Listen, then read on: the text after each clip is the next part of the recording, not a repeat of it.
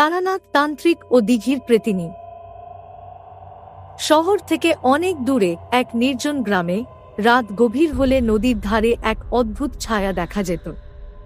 লোকজন বলতো ওটা দিঘির প্রেতিনী, নদী বা জলাশয়ের পাশে থাকা এক ভয়ঙ্কর আত্মা যে মাঝরাতে মানুষ টেনে নিয়ে যায় জলের গভীরে। এই কথাটা শুনে কৌতূহলী হয়ে উঠলেন তারানাথ তান্ত্রিক। তার বয়স 60-এর কোঠায়, কিন্তু চোখের দৃষ্টি সাপের মতোই তীক্ষ্ণ। বহু অলৌকিক কাণ্ডকারখানার সাক্ষী তিনি।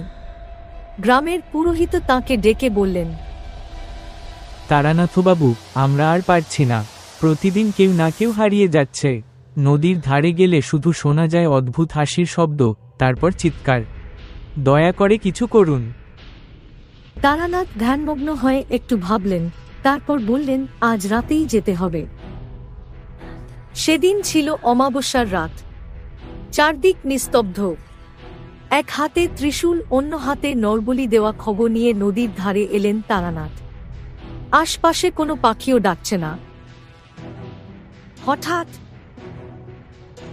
নদীর জলে ঢেউ ওঠে না, অথচ জল ঘোলা হয়ে উঠছে। একটা বিকট গন্ধ বাতাসে ছড়িয়ে পড়ল। তারানাথ বুঝলেন দিঘির প্রেতিনী কাছেই আছে। একটা ছায়া জল থেকে উঠে এল। প্রথমে মনে হলো এক রক্তমাখা কঙ্কাল দাঁড়িয়ে আছে, তারপর ধীরে ধীরে তা বদলে গেল এক হিংস্র রূপে। কাঁচা মাছের পচা গন্ধ ছড়িয়ে পড়ল চারদিকে। তার চোখ দুটো অন্ধকারে জ্বলজ্বল করছিল। কে এলি রে আমার এলাকায়? আমি এসেছি তোকে বিদায় জানাতে। প্রেতিনী হেসে উঠল, হাসিটা যেন ছিন্ন ভিন্ন আত্মাদের চিৎকারের মতো। সে ধীরে ধীরে এগিয়ে এলো। মুহূর্তের মধ্যে তার হাত লম্বা হয়ে তারানাথের গলা চেপে ধরতে গেল, কিন্তু তারানাথ সজোরে ত্রিশূল ছুঁড়ে মারলেন তার বুকে। প্রেতিনী কাতর হয়ে উঠল। তার শরীরের ফাঁক ফোকর থেকে কালো ধোঁয়া বেরিয়ে আসতে লাগল।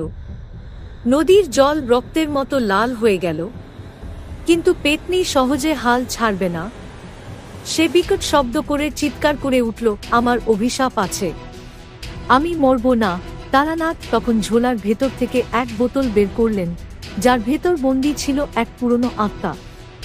বিদ্যুতের গতিতে তিনি সেই বোতল খুলে দিলেন, আর মুহূর্তের মধ্যে সেই আত্মা বেরিয়ে এসে দিঘির প্রেতিনীর উপর ঝাঁপিয়ে পড়ল।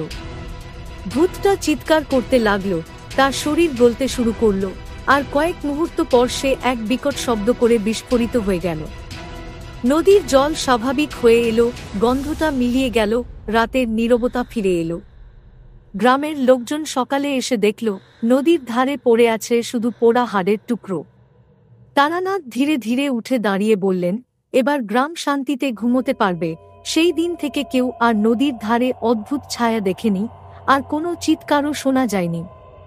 কিন্তু তারানাথ জানতেন অন্ধকার কখনো পুরোপুরি শেষ হয় না, শুধু অপেক্ষা করে নতুন রূপে ফেরার জন্য।